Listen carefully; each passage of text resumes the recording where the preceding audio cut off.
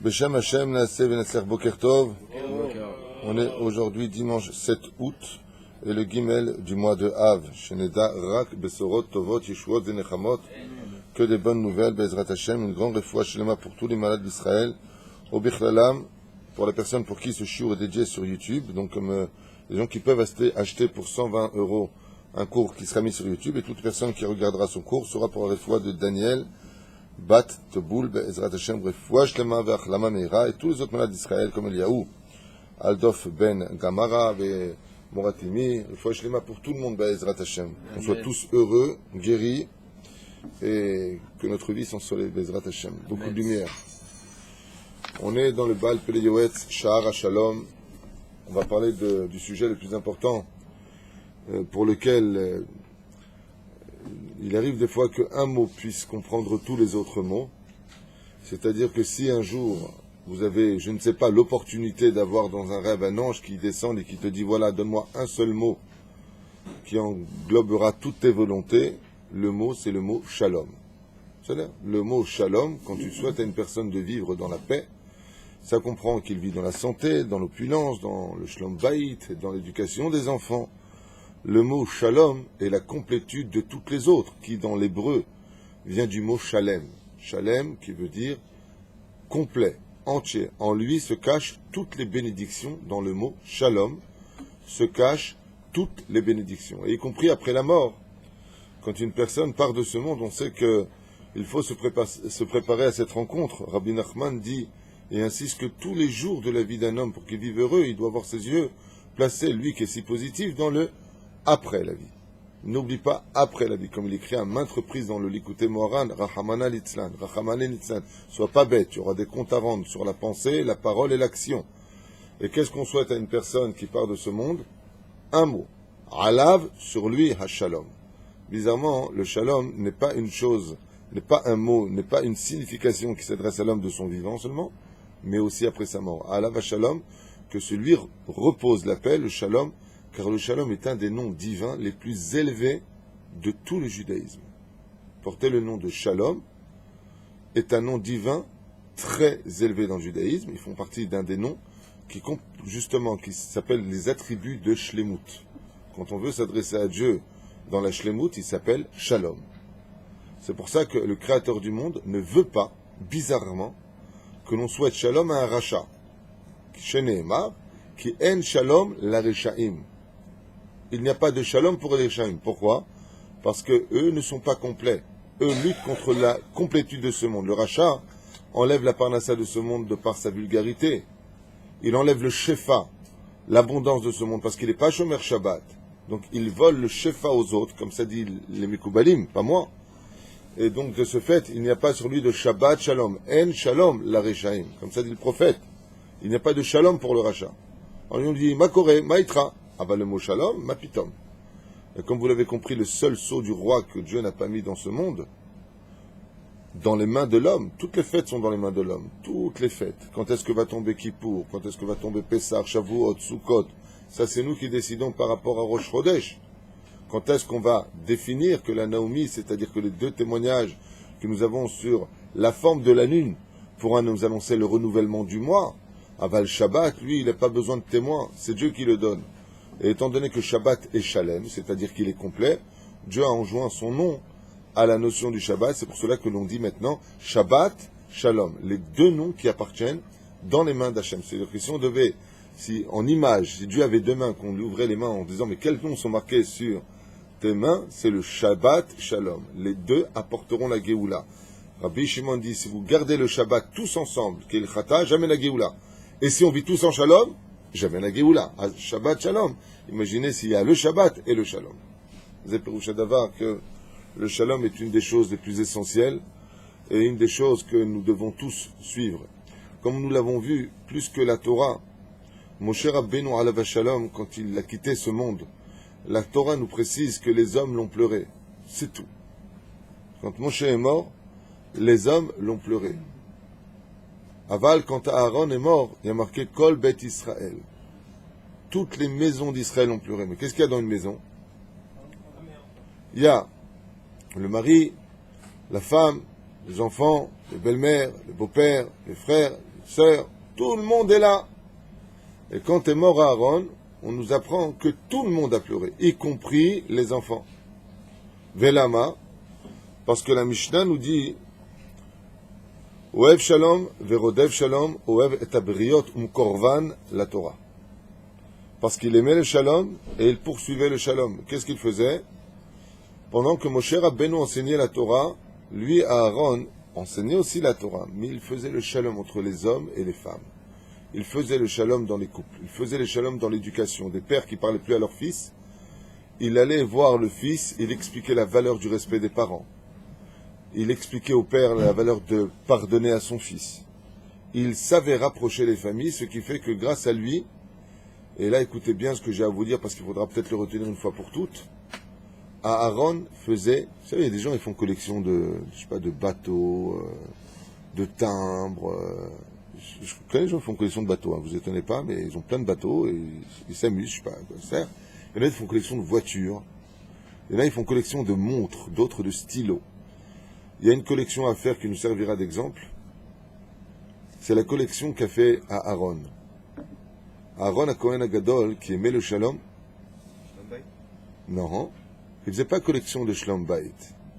Tu peux revenir avec ta femme comme une fatalité en disant, bon, tu sais quoi, on a des gosses, on a ceci. D'ailleurs, tu le vois quand tu poses la question, tu aimes ton mari? Qu'est-ce qu'elle répond? Bah, c'est le père de mes gosses, quoi. Collection de Shalom. Non. Il y a une collection à faire et que je vous souhaite de tout mon cœur. De travailler toute votre vie. Selon Rabbi Nachman, c'est la collection des collections. Lui aussi, il se l'est octroyé. Il faisait collection de sourires. Il rendait le sourire aux gens. Rabbi Nachman, il dit, si une personne savait c'est quoi de donner le sourire à un juif, il passerait sa vie à en faire collection. Qu'est-ce que tu fais dans la vie? Je donne du sourire. Dès que je peux aider, dès que je peux faire quelque chose, ça donne le sourire, il va être content, il est inquiet, il a le sourire. En davar gadol misère. Et ça, c'était la force de Aaron. Moshe Rabbeinu a fait collection de Torah. Chaque mot, chaque lettre de la Torah. Torah tzivalanu Moshe Morachak Yaakov. Aval Aaron, il a fait le shalom entre le peuple d'Israël et son créateur. Il a donné le sourire et à Dieu et au peuple, et à l'homme et à la femme. C'est pas tout de faire un shalom bayit. Allez, pardonne-lui, c'est pas grave. Pour faire un shalom bayit de telle façon à ce qu'ils reviennent ensemble des simcha. Ça, c'est ce qu'a fait Aaron. C'est ça le vrai shalom d'Aaron.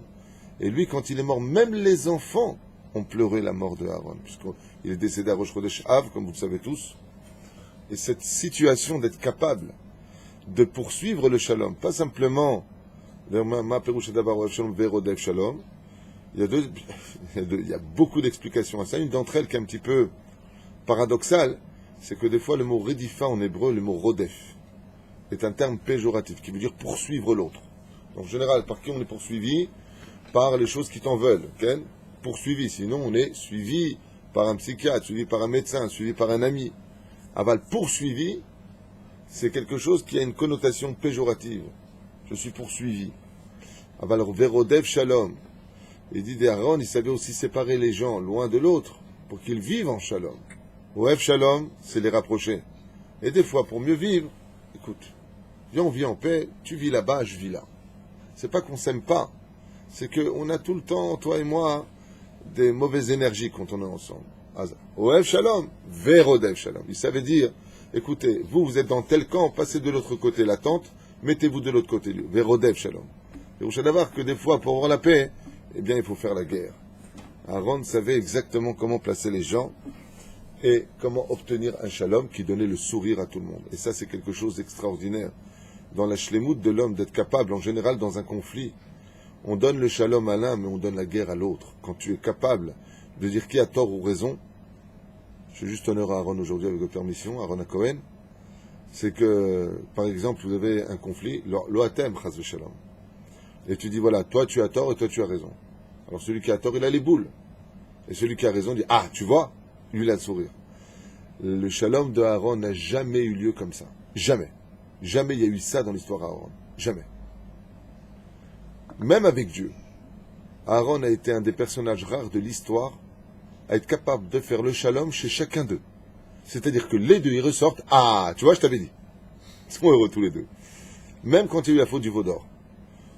où Aaron a été l'investigateur de ce système pour pouvoir arriver au lendemain, Dieu lui a dit, mais qu'est-ce que tu as fait? Il lui dit par la bouche de Moshe Rabbeinu. Il lui dit, Mahar, demain ce sera la fête. Par cela, il a dit à Hachem, c'est vrai. L'Israël voulait, enfin, les Erev Rav avec Israël qui n'ont rien dit, voulaient le Vaudor, ils ont eu leur sourire. Et toi, Hachem, Avodah Zara, il dit, toi, t'as Yom Kippour. Pourquoi tu te plains?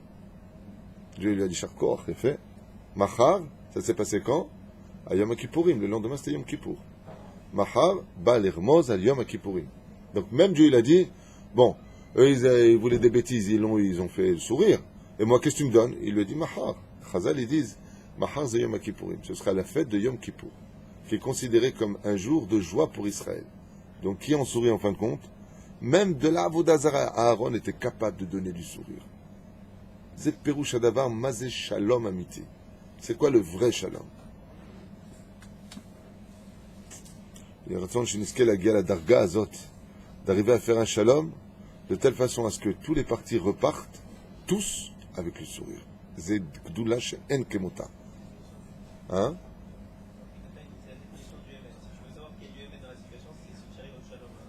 Il rapporte ici, Rabbi Avraham Ayakar, que c'est ce que dit Rabbi Nathan, que le Emet dans le Shalom n'existe que quand il a donné satisfaction à tout le monde.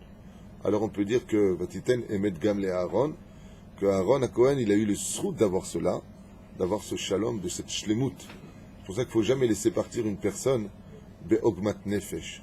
C'est un des points culminants dans le judaïsme où la Torah nous met en garde. Des fois, tu vas obtenir gain de cause par le biais du Emet pour avoir le Shalom, mais l'autre il part et il a les boules. Je connais une personne qui est comme ça, qui est mon frère Samy.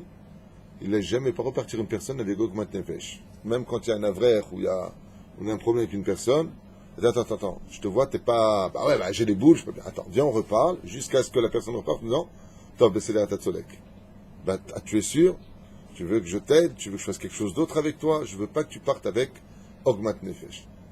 Ça, c'est le émet des choses. Il ne faut jamais laisser une personne partir avec Ogmat Nefesh, c'est-à-dire avec une rigueur de haine ou d'insatisfaction à l'intérieur. Mais pour cela, il faut être très fort.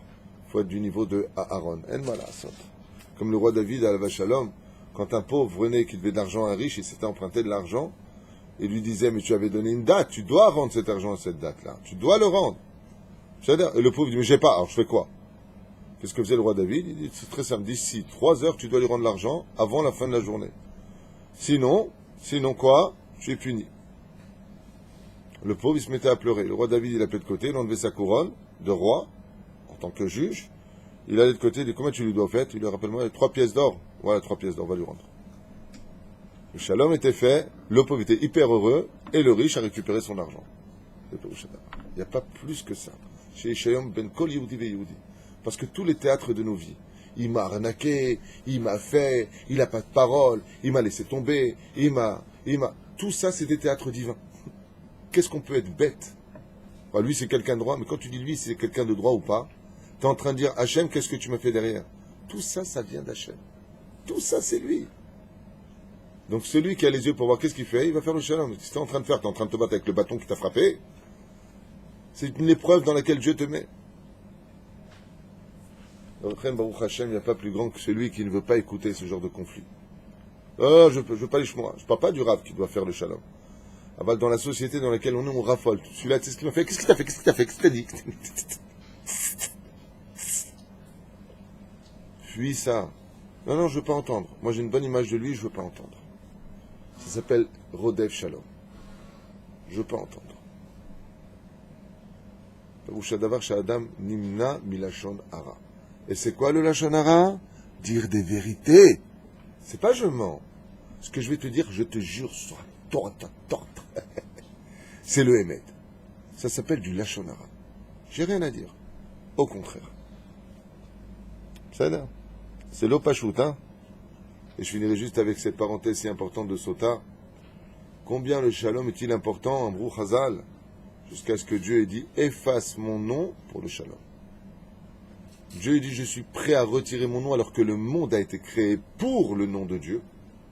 Que tout ce que tu feras dans ce monde soit pour le nom divin, mais pour le shalom, Dieu il dit quoi? Efface mon nom. Comment c'est possible? Tu arrêtes le but de la création du monde si tu effaces le nom de Dieu pour la femme douteuse d'adultère. Et là, les Chachamim te disent, t'as rien compris. Le nom Shalom est plus grand que le nom Yudke Vavke. C'est pas que tu l'effaces, c'est que tu le remplaces. Shalom, Gadol Mishem Havaya. Il n'y a pas plus que le Shalom. Quand on fait mitzvot, on dit les Yahadashem Yudke Bevavke. On réunit le Yudke au Vavke quand on fait une mitzvah. Aval. Est-ce que ça nous a suffi avec les mitzvot que nous avons fait pour le temple? On a vu que non. Dieu a quand même détruit le monde à cause de ça. Il a détruit le Beth Amikdash. Mais si on vivait tous Chas Shalom, que ce ne soit jamais le cas, loin des mitzvot et de la Torah, mais qu'on vivait en Shalom entre nous, Dieu ne nous ferait rien, on vivrait même dans l'opulence. Comment c'est possible? Et tu dis, mais non. Là-bas, ils n'ont pas fait Kevavke, mais ils ont fait Shalom. Et Shalom, Yoter Gadol Mikol Davar. Comme on a l'habitude de le dire, Shachem Evarech et Amo Bashalom. Quand on fait le Shalom, le symbole du Shalom, c'est quoi? Le symbole du Shalom, c'est quoi? Vous savez, c'est quoi le symbole du Shalom? Le symbole du Shalom, c'est la main. Ce qui représente dans le judaïsme le symbole du Shalom, c'est la main. C'est pour ça que les Kohanim tendent leurs deux mains. Excusez-moi, je parle comme un Belge. Ils tendent leurs deux mains. D'accord? Pourquoi ils tendent leurs mains? Parce que quand tu fais le Shalom, comment tu fais? Tu tends la main à l'autre et tu lui serres la main. Viens, on fait la paix, on se tend la main. Chachamim marbim shalom ba'olam. Les Chachamim, eux, ils multiplient le shalom dans le monde. Quel rapport? Quel rapport y a-t-il entre un Talmid Chacham et le shalom? Pourquoi n'y a-t-il pas des Talmidei Chachamim qui sont en guerre les uns contre les autres, surtout dans notre période aujourd'hui, où chaque race se lève contre l'autre, que Dieu nous protège? Alors en quoi ils apportent le shalom? Au sage d'expliquer que quand en général nous avons des fêtes qui représentent le Mazal Tov, la joie, le sourire, le shalom, celui qui est présent, c'est toujours le Talmid Chacham. Quand nous faisons un mariage, vient le Rav qui tient le verre dans sa main et qui fait tout le seder, la cérémonie du mariage. Quand il y a une Brit Mila, on appelle le Rav pour nommer le nom de l'enfant qui tient un verre de Kiddush dans la main. Et ainsi de suite, toutes les fêtes juives s'accompagnent d'un verre de Kiddush. Et ce verre de Kiddush se dépose dans la paume de la main.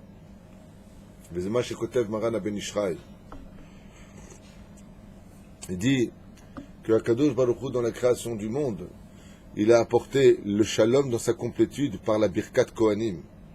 Et dans la Birkat Kohanim, nous avons exactement 15 mots.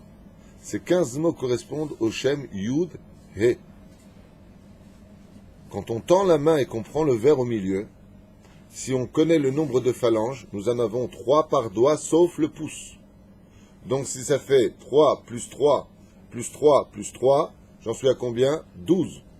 Plus 2, j'en suis à 14. Alors où est-ce qu'il est le shalom? Yavarechecha Hashem veishmerecha. Ya'er Hashem panav elecha bichuneka. Issa Hashem panav elecha beyasem lecha. Shalom. C'est quand je pose dans la paume et que j'englobe avec mes 14 phalanges le verre que j'apporte le shalom. Les chachamim marbim shalom, dit le Ben Ishraï, parce qu'ils viennent tenir un verre dans la paume de leurs mains, comme tu sais mettre ta paume dans la paume de l'autre et que tu lui serres la main, ainsi à ta boré shalom. C'est comme ça que tu fais le shalom. Donc le shalom, dit le Ben Ishraï, c'est quand tu es capable de venir donner de la simcha à l'autre. Ça s'appelle shalom. C'est la grandeur de Aaron. Je ne sais pas si vous comprenez la grandeur d'Aaron. Pele plaim, oev shalom, verodev shalom. D'abord qui est מאוד caché. Les nations du monde veulent qu'Israël fasse le shalom avec les Palestiniens. Non seulement on doit tout leur donner, mais on doit donner notre terre, notre territoire. Ce pays que Dieu nous a donné dans la Torah, cette Bible sur laquelle toutes les nations du monde jurent de dire toute la vérité et rien que la vérité. Tout le monde sait qu'Israël appartient aux Juifs. Tout le monde le sait. Ce shalom-là n'est pas valable. Ce shalom-là n'est pas valable. L'Australie vient d'arrêter d'aider les Palestiniens, parce qu'ils se sont rendus compte que depuis toutes ces années où ils versent des millions de dollars, ça va pour le bien-être du Hamas. Pour la riviera du Hamas, qui est considérée comme étant une des rivieras, je parle de Gaza, la bande de Gaza, vous savez. Pour ceux qui ne le savent pas, vous regarderez sur Internet, puisque vous l'avez tous. Ce que vous voyez en premier rang du côté d'Israël, c'est les bidonvilles créés par le Hamas et par les précédents présidents, comme Yasser Arafat. C'est ce qu'on montre à la télévision. Vous allez juste derrière, si vous connaissez un petit peu Monaco ou la Riviera de Jean Lépin, Antibes et ainsi de suite, c'est clochard à côté de ce qu'on construit avec l'argent des nations du monde, les 10 Palestiniens. Allez juste voir, hein, vous n'avez pas besoin de moi, et ça a été filmé. Voilà, vous marquez Hôtel Gaza, vous verrez là-bas des voitures que je ne crois même pas qu'aux États-Unis ils les possèdent. Juste allez vous renseigner sur l'OMET. Hein. Où va votre oseille, chère nation du monde? Mais Zéperouche à d'avoir que quand on veut la paix, il faut que tout le monde s'en sorte. Et quand on parle d'une paix, nous, on fait ce qu'il faut. On donne du travail aux Palestiniens. On leur permet de laisser passer des médicaments alors qu'ils nous bombardent. Ils passent leur temps à nous poignarder partout où on va. Et ce, sur le globe de la terre. Et avec tout ça, on ne cesse de leur tendre la main. Seulement, comme l'avait dit Arafat, la solution des Juifs, c'est tout le monde à la mer. Alors, qui veut le shalom? Des fois, le shalom, c'est l'éloignement. Chacun chez soi. Et les Chachamim nous ont dit que toute la vie du Juif, comme ça nous dit le Baal Pele Yoetz, un homme se devra de chercher à être l'élève de Aaron.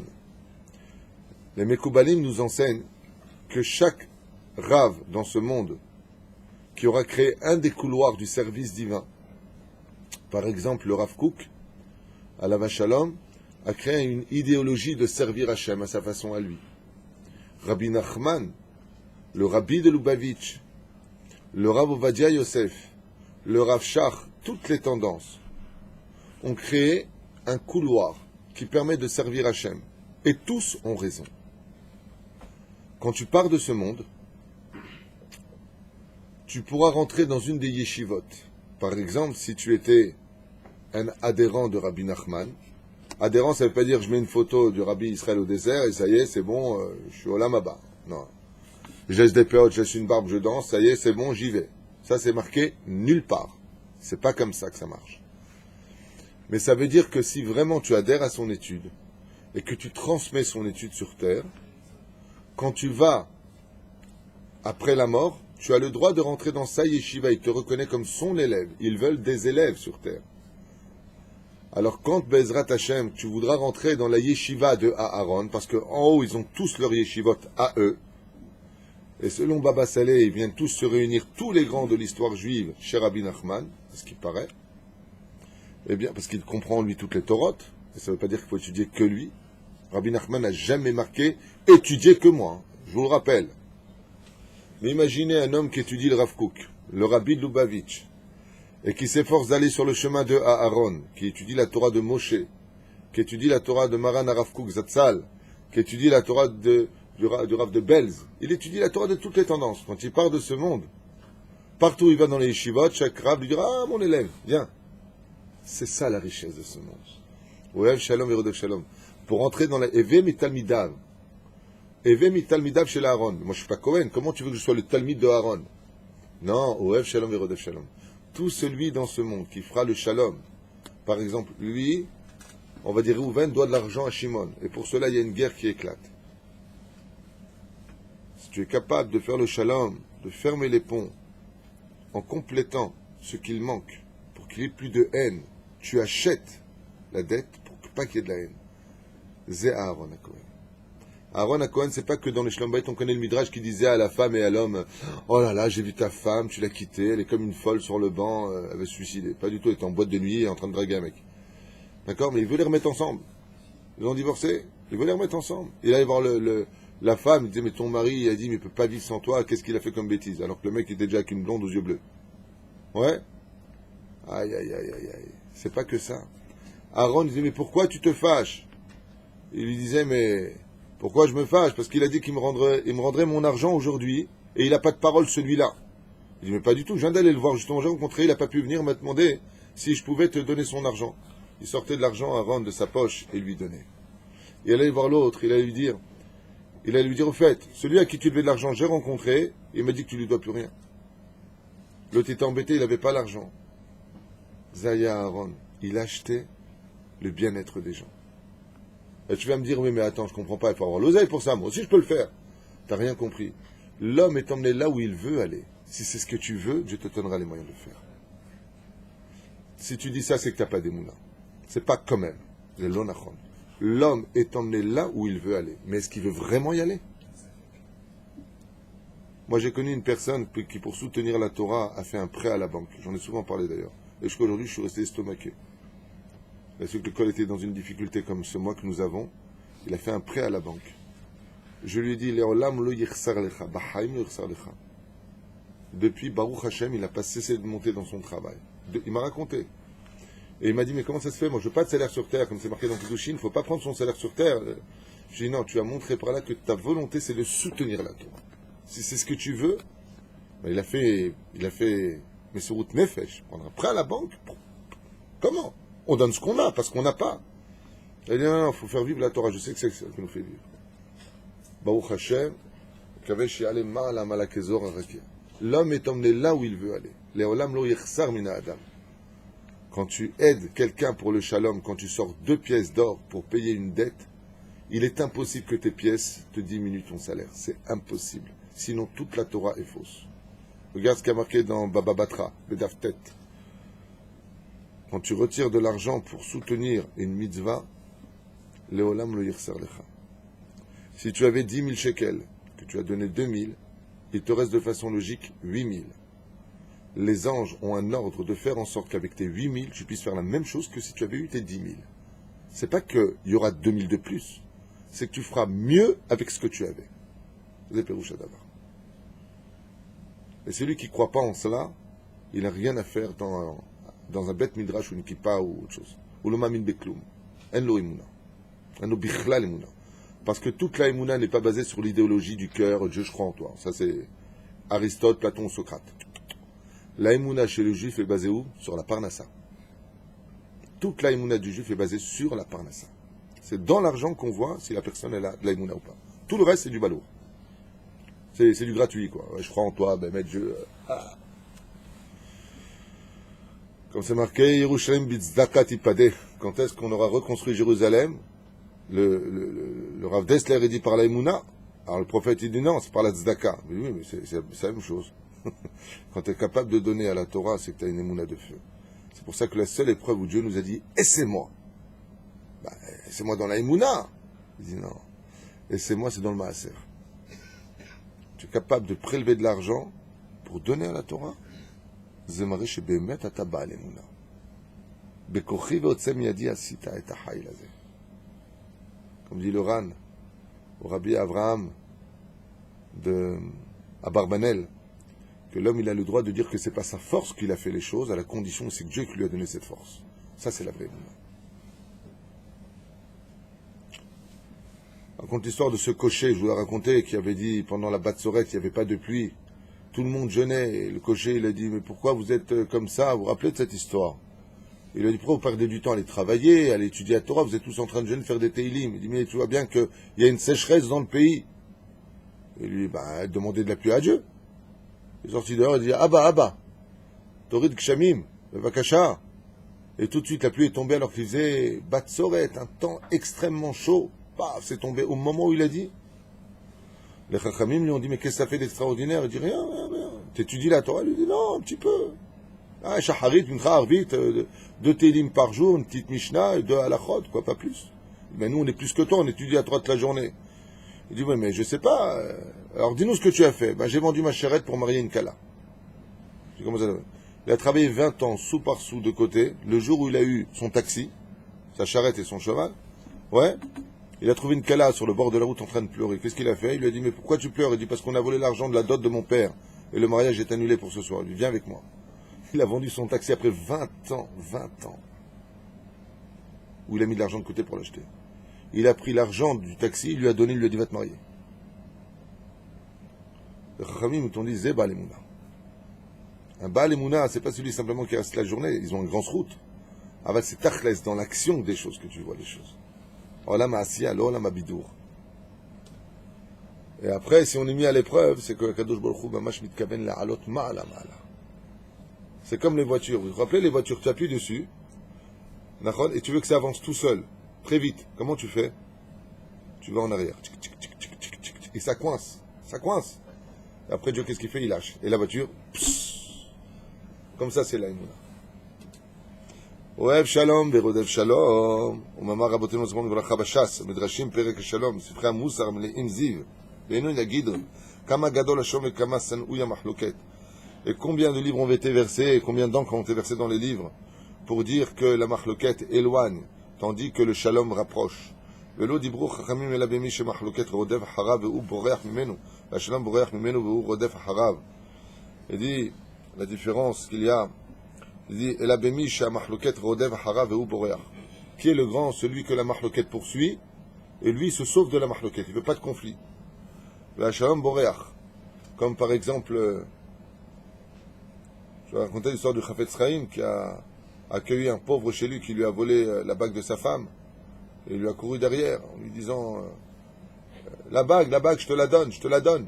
Alors le pauvre qui lui avait volé la bague, il s'est arrêté, il lui a dit, mais pourquoi vous me la donnez? Il dit qu'on ne dise pas qu'il y a des voleurs en Israël. Il est prêt à l'évater. C'est pour ça que c'est le Chafetz Chaim. Nous, quand on partira de ce monde, je ne sais pas ce qu'on racontera sur nous, mais le Chafetz Chaim, on est en 2016, il est parti il y a déjà plus de 80 ans, et on parle de lui comme si c'était hier. Qu'est-ce que fait le Chafetz Chaim? Il lui vole la bague de sa femme, il accueille pour lui l'accueillir à la maison. Il voit une bague en or, il la prend, il la met dans sa poche et il se barre avec. Le Chafetz Chaim lui court derrière et lui dit non, je te la donne, je te la donne. Alors le pauvre, il a tellement honte de voir le Chafetz Chaim qui court derrière, mais il dit pourquoi? Il lui a dit, non, je te la donne, comme ça, si Chaz Shalom, on ne dise pas qu'un juif, il a volé. Rien que pour pas qu'on accuse un juif. Ouais, ça a raison.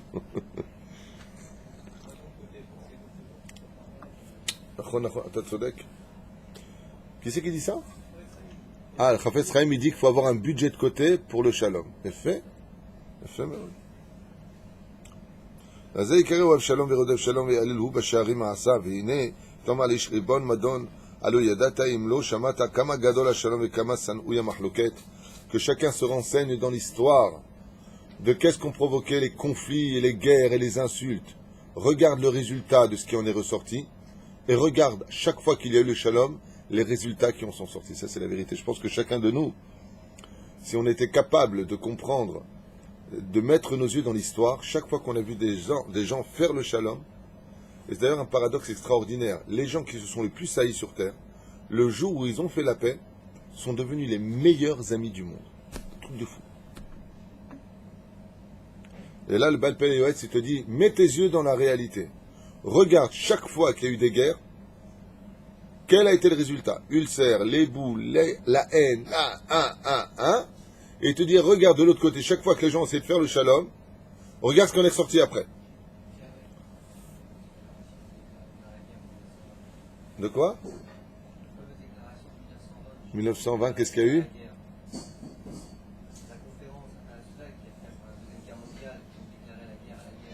Ils ont déclaré la guerre à la guerre. Ah, top. אמור יומא ידעתי אבל מי יוכל להתאפק ולהיות בשלום עם העם ומכעיסים אותי על פניו. D'après vous, qu'est-ce qu'il faut faire pour avoir le shalom? Quelle est la chose à le plus travailler pour avoir le shalom? Bidjouk. Moi, je ne donnerai pas le nom de la hanava, quoique c'est vraiment le mot à dire, c'est les midot. Il faut des bonnes midot pour être capable de faire le shalom. Pour être capable de tendre la main à quelqu'un à qui tu en veux, il faut être quelqu'un de supérieur à ce que tu vois. Donc il faut être au-dessus de ça, il faut avoir de bonnes midot. Pour les midot, c'est la halakha. Aya Maaseh Berabi Yossi. Une histoire qui est surprenante. Il avait une femme qui s'appelait Hashem Ishmor Verachem, c'était son nom de famille. Que Dieu nous garde et nous protège. Elle était terrible, mais elle lui hurlait dessus, manquait de respect, devant les élèves. Hashem Ishmor, waouh. Malo Aïta Laose. Je me rappelle plus, c'est Rabbi aussi. C'est Rabbi aussi, je crois. Je sais tellement longtemps.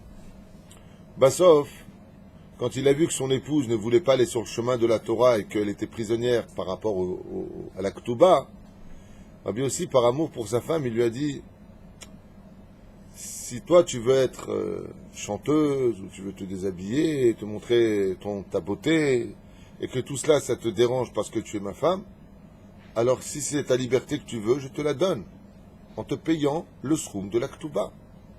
Elle dit, ouais, vas-y, rabbin, ça me saoule ton histoire, ouais. Tu vois pas le rabbin que tu es. Donne-moi le guet, donne. Et il lui a donné le guet. Rabbi aussi, Miskin, s'est retrouvé dans une situation terrible. Il aimait sa femme, la Gemara nous dit. Et non seulement il était dans cette situation, mais il priait pour elle.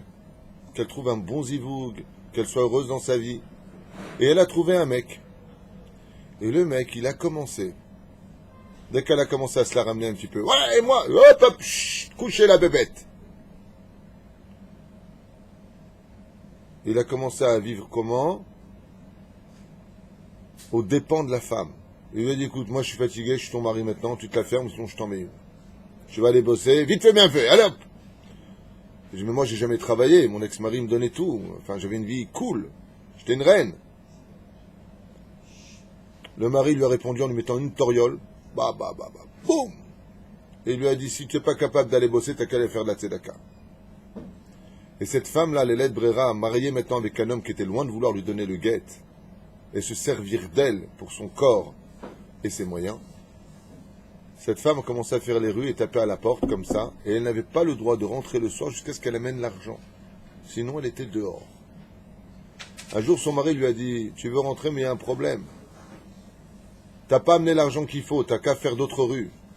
Parce que je remarque que tu fais tout le temps les mêmes rues, mais tu rentres pas dans la rue au fond là, du quartier là-bas. Elle lui a dit non, je veux pas rentrer là-bas. Alors le mari l'a pris de force par le bras, il lui a dit vas-y ou sinon... Il a commencé à frapper sa femme au bout de la rue au moment où arrivait Rabbi aussi. Donc l'ex-mari. Et l'ex-mari, quand il a vu que l'homme frappait son ex-femme, moi personnellement, qu'est-ce que j'aurais dit? Non, c'est pas vrai ce que je veux dire, mais c'est pas grave. Non, mais un homme normal, qu'est-ce qu'il aurait dit? Ah ben on a que ce qu'on a voulu, hein, m'a fait, hein. T'as acheté un mari, maintenant il va falloir assumer. Hein. C'est ce qu'on aurait dit, Nachon. Rabbi aussi, il n'a pas agi ainsi. Il a empêché le mari de frapper sa femme et il lui a dit, mais pourquoi tu frappes cette femme? Et lui dit, parce qu'elle refuse de rentrer dans cette rue. Il dit, mais elle a refusé de rentrer dans cette rue parce que ici, il y a moi et elle a honte. Avant, avec moi, elle avait une vie de rêve. Mais maintenant qu'elle est devenue ton épouse, elle a une vie laorique. Et toi, tu la bats. Donc elle a honte de rentrer ici parce qu'elle se rend compte combien elle a eu tort de te faire autant de mal. La reine, qu'est-ce qu'a fait Rabbi aussi? C'était bien ce qu'il a fait. Il lui a dit, je te fais un deal. Je te prends un appartement, juste en face de chez moi, pour être certain que tu ne la battes plus, et je subviendrai à vos besoins, juste ne lui fais pas de mal. Est-ce qu'il y a plus grand que ça? Oev Shalom, Verodev Shalom. Quelle différence y a-t-il entre nous et lui? Encore une fois, son histoire est vivante en 2016 de l'ère vulgaire pendant que je vous en parle. Son action est extraordinaire. Mais s'il avait dit, Rabbi aussi, il aurait fait à la... Tu sais, le juif de Belleville, là. Abdin. Shafik. Ne te réjouis pas, Hazve Shalom bin Foloi Vecha al Tismach. Quand tu verras un juif qui t'a fait du mal tomber, ne te réjouis pas. C'est un interdit de la Torah. Ah bah ouais, mon pote, hein, tu m'as arnaqué, ben voilà, maintenant t'es en prison.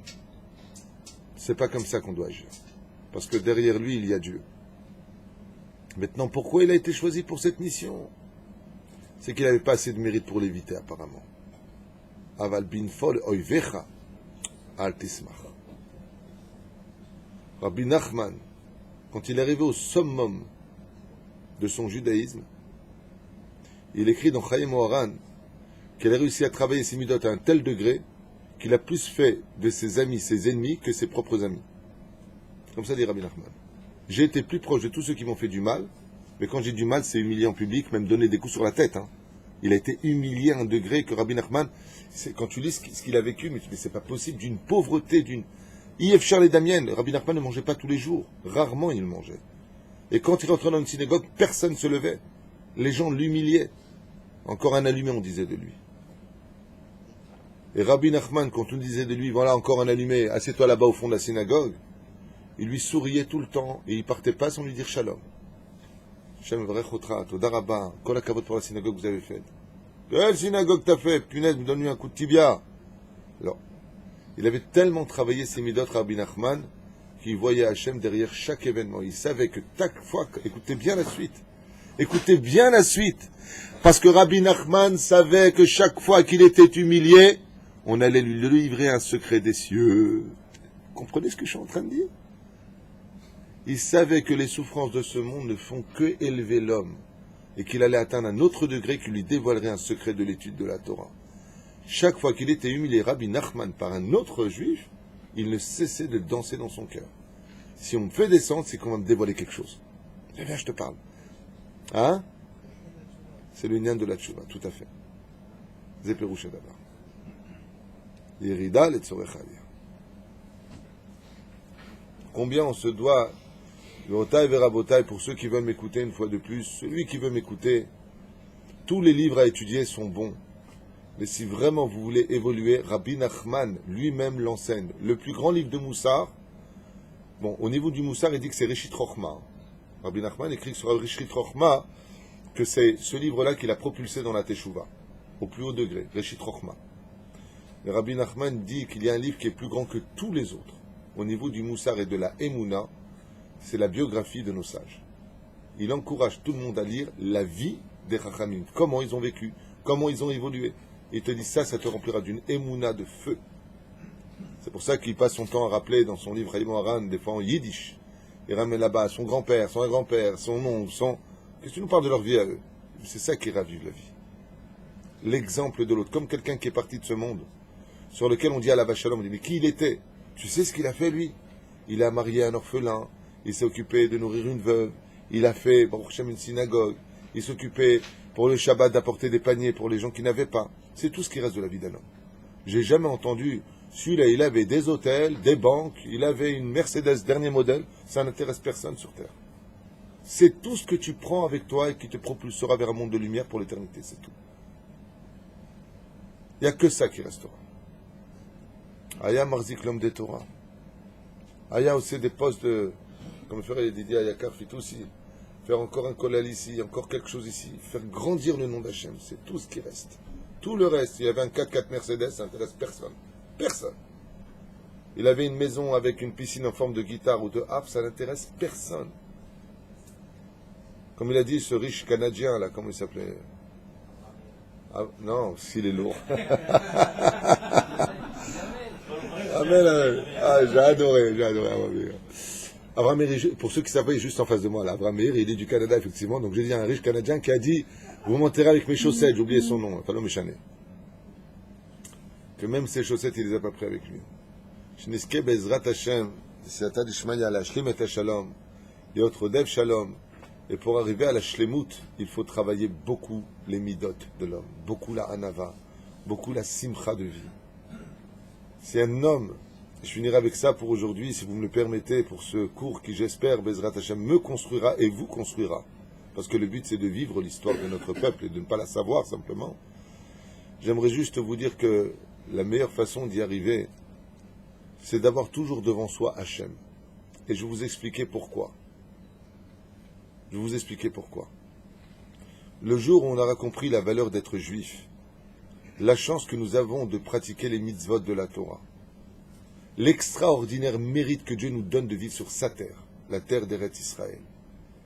Le jour où on sera capable de voir l'essentiel devant nous, on ressemblera à un homme qui vient de gagner le loto de 50 millions d'euros et qui pourra les chercher, va tomber que sur des enquiquineurs qui vont lui dire, tu sais, tu me dois 10 euros, tu me dois 15 euros, tu me dois 20 euros.